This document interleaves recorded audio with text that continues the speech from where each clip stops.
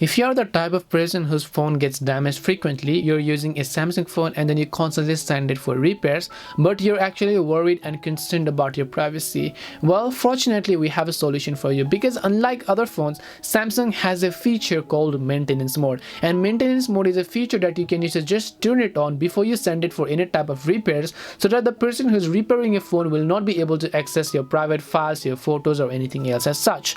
To turn this thing on, all you need to do is just go to settings, and then once you go to settings, you need to scroll down and then go to battery and device care.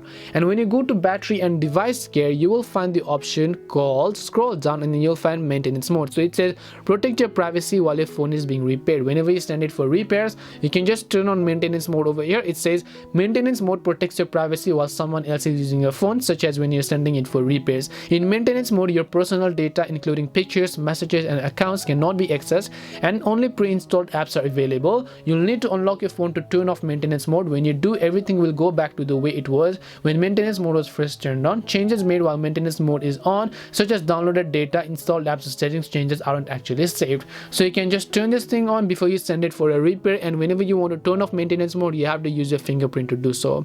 So hope this video helped you. This is actually a really useful feature if you constantly send it for repairs. We hope the video was really helpful, and if it did help you, then make sure to leave a like and subscribe to the channel. If you have got any more questions, feel free to leave them down. Thank you very much for watching, and see you in the next video.